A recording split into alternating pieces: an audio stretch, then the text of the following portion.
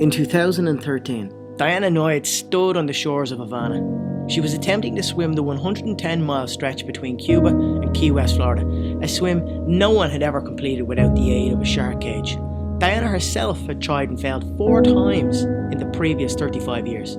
At 64, she knew this attempt would likely be her last. Born in 1949, Diana grew up in Fort Lauderdale, Florida. As a child, she developed the vision of becoming a world-class athlete. Swimming soon became her sport of choice, and she quickly learned that long-distance endurance events would be her forte. In 1975, she came to the attention of the world's media when she swam around the island of Manhattan in just under 8 hours, breaking a previous record which had stood for over 40 years. In 1978, a new dream was born: to swim from Cuba to Florida.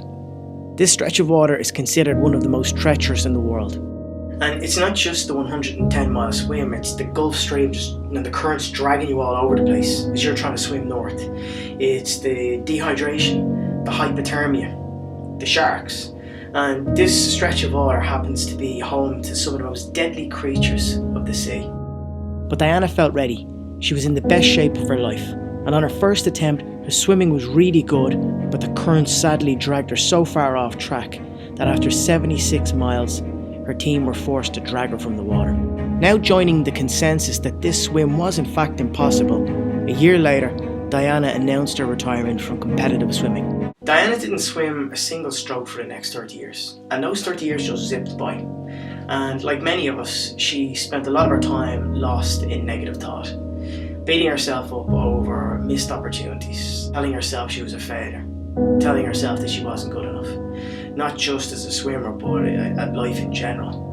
But upon turning 60, conscious that she wasn't going to live forever, she started to think about how did she want to spend the rest of her life.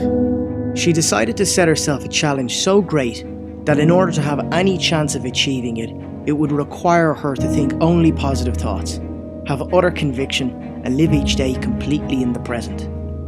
At 60 years of age, Diana's impossible dream of swimming from Cuba to Florida was reborn. In August 2011, 33 years after her first attempt, Diana entered the waters and once again tried to swim from Cuba to Florida. Similarly to her first attempt, strong currents pushed her miles off course. That, coupled with an asthma attack, forced Diana out of the water after swimming for 29 hours. She tried again a month later, but this time she was stung by the box jellyfish, the most venomous creature in the sea. Despite feeling as though she was on fire and suffering from partial paralysis, she continued to swim through the night. But sadly, 82 miles into her journey, her body could take no more. A year later, she entered the ocean to make her 4th attempt. This time, 9 jellyfish stings and bad weather forced her from the water. By now, everyone bar one lady believed that this swim was impossible. Upon turning 60, Diana resolved to only think positive thoughts. She was unshakable still in her belief that she could do this. And as she prepared for her 5th attempt, her motto became, "Find a way." And this motto helped to sharpen her focus towards finding the solutions to the problems that had stopped her from succeeding in the past. Her team used this motto as well to help them find new and better ways to read currents and predict the weather. She had a full body suit with gloves and a mask designed to protect her from the jellyfish stings.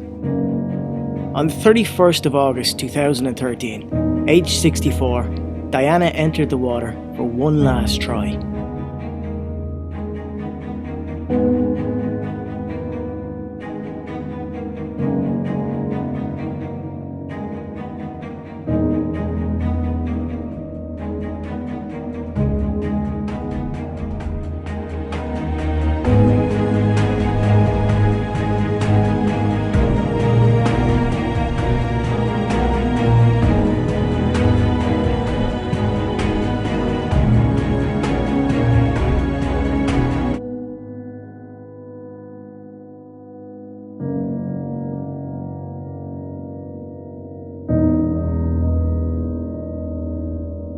On the 2nd of September 2013, Diana Nyad reached the shore of Florida.